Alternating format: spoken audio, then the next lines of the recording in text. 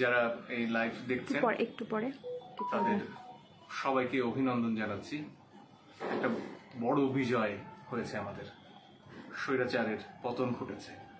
সারা দেশের মানুষকে অভিনন্দন জানাচ্ছি, যারা আনন্দ মিছিলে যোগ দিয়েছেন, যারা এতদিন আন্দোলনে ছিলেন তাদেরকে অভিনন্দন জানাচ্ছি। একই সাথে স্মরণ করছি যারা প্রাণ দিয়েছেন, সর্বোচ্চ ত্যাগ করেছেন এই মহান অর্জনের জন্য। আবু সাইদ থেকে শুরু করে যে অন্তত 3 শতাধিক, জানি না আসলে কত সংখ্যা, তাদের সবাইকে আজকে শ্রদ্ধা ভরে স্মরণ করছি। এই মুহূর্তে বেশ কিছু দুশ্চিন্তার খবর আমরা পাচ্ছি।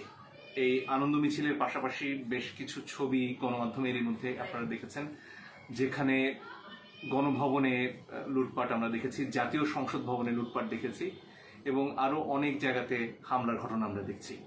সংখ্যালঘুদের উপরে হামলার অভিযোগ আমরা পাচ্ছি, অনেক জায়গায় হুমকির কথা শুনছি। এই বিরাট মহান আন্দোলন যেটা আমাদের সন্তানরা শুরু করেছে অত্যন্ত শান্তিপূর্ণভাবে, সেই আন্দোলনকে দয়া করে কলুষিত করবেন না। এই আন্দোলন একটা বড় অর্জন এবং সামনে আরো অনেক কিছু রয়ে গেছে।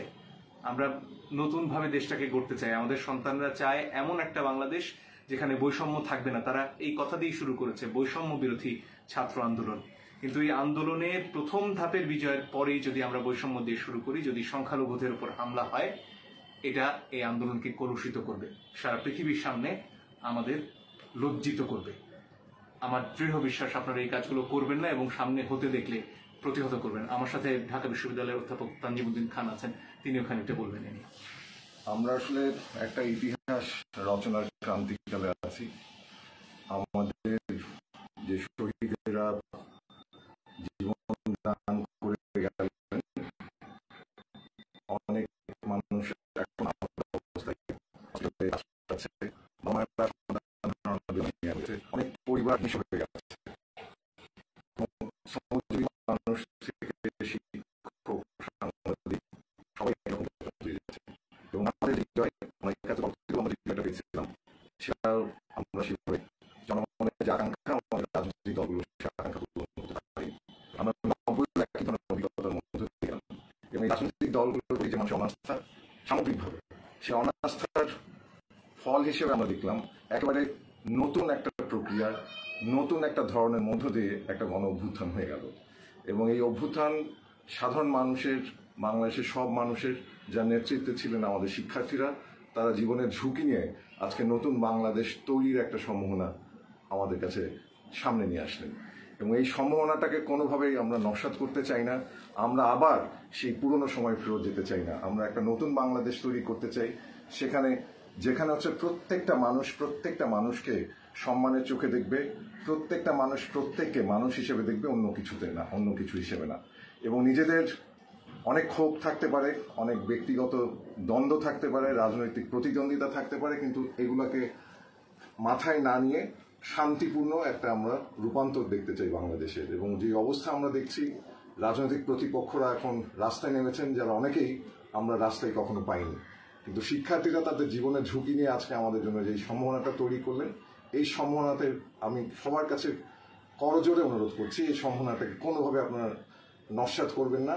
এই সম্ভাবনাটাকে আরো বরং শক্তিশালী করুন, মানুষে একটা মেলবন্ধন তৈরি করুন, একটা সৌহার্দ্য এবং সম্প্রীতি নিয়ে আমরা বাঁচতে চাই। কোন রকমের দাঙ্গা ফ্যাসাদ, কোন রকমের বিভাজন, এই বিভাজন থেকে আমরা বের হয়ে আসে সত্যিকারের বাংলাদেশ, যে বাংলাদেশের স্বপ্ন আমাদের এই সময় শিক্ষার্থীরা দেখছে, একটা বৈষম্যহীন, সাম্য এবং মর্যাদাপূর্ণ বাংলাদেশ দেখতে চাই। এবং সেই জন্য সবাইকে অনুরোধ করছি, প্লিজ সবাই সবার প্রতি সম্মানবোধ রাখেন, সবাই সবার প্রতি সহানুভূতি দেখান, সবাই সবার প্রতি ভালোবাসা এবং মমতা নিয়ে সবাই সবাইকে আমরা রক্ষা করি, সবাই সবার সুরক্ষা নিশ্চিত করি। সবার কাছে আবারও করজোরে অনুরোধ করছি, প্লিজ আপনারা কোনোভাবেই কোনো রকম উস্কানিতে পা দিবেন না।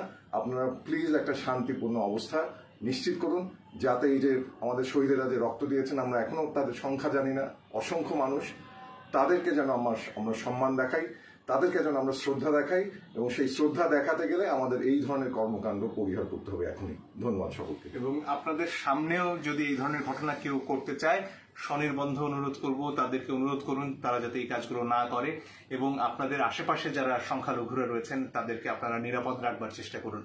এর পাশাপাশি ছাত্ররা যারা এই আন্দোলনের সাথে জড়িত ছিলেন তাদের কয়েকজনের সাথে আমার কথা হয়েছে। সবার সাথে এত মানুষের ভিড়ে যোগাযোগ করা সম্ভব হয়নি, কিন্তু তাদের তরফ থেকে ওই একই অনুরোধ বারবার করে জানানো হয়েছে। তারা বলেছেন আমাদের দেশের হিন্দুরা, খ্রিস্টানরা, বৌদ্ধরা, সংখ্যালঘু যারাই রয়েছেন তারা আমাদের ভাই এবং তাদের অধিকারের জন্য আমরা সবাই লড়াই করব এবং আজকে এই বিজয়ের মুহূর্ত তাদের ক্ষয়ক্ষতি দিয়ে যাতে কোনোভাবেই কলুষিত না হয় এই আহ্বান ছাত্ররাও জানিয়েছেন।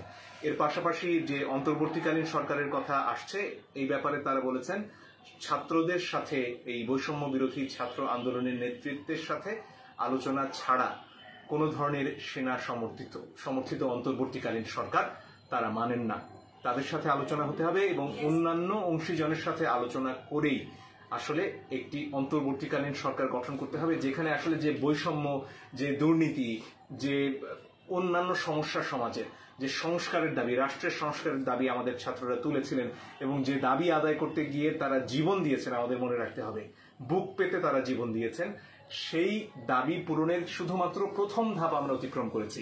স্বৈরাচারের নিপাত হয়েছে, কিন্তু বৈষম্য মুক্ত সমাজ এবং এই স্বৈরাচারকে যারা টিকিয়ে রাখতে দীর্ঘদিন কাজ করেছে তাদের যে এটে বসা ব্যবস্থা, সেটার বিরুদ্ধে কিন্তু ছাত্রদের লড়াই এবং ছাত্র জনতা যারা গুলির মুখে নেমে এসেছেন তাদের দাবি আদায় করতে, তারা কিন্তু এই দাবি আদায় না হওয়া পর্যন্ত ঘরে ফিরে যাবেন না, এটা সবাই নিশ্চিত জানতে পারেন। তাই আবারও বলবো এই মুহূর্তে লুটপাট, সহিংসতা, সংখ্যালঘুদের উপর হামলা বন্ধ করুন এবং এই ব্যাপারে সেনাবাহিনী এখনো মাঠে রয়েছে, সেনাবাহিনীর ভাইদেরও আমরা অনুরোধ করব তারাও যেন ভূমিকা নেন। আমি আরেকবার অনুরোধ করছি যারা স্থানীয় পর্যায়ে সমন্বয়ের কাছে তারা প্লিজ আমাদের যারা সংখ্যালঘু পরিবার আছেন, আমাদের ভাই বোনরা আছেন, তাদের জন্য প্লিজ আপনারা স্থানীয় পর্যায়ে নিরাপত্তা বলয় তৈরি করুন, তাদের সুরক্ষা দিন, তাদের নিরাপত্তা নিশ্চিত করুন। এটা আমাদের সবার বাংলাদেশ এবং এই বাংলাদেশকে আমরা সবার জন্যই করে তুলতে চাই এবং নতুন একটা বাংলাদেশ তৈরি করতে চাই এবং সবার সহযোগিতা, সবার অংশগ্রহণ খুবই জরুরি এই মুহূর্তে। ধন্যবাদ সবাইকে।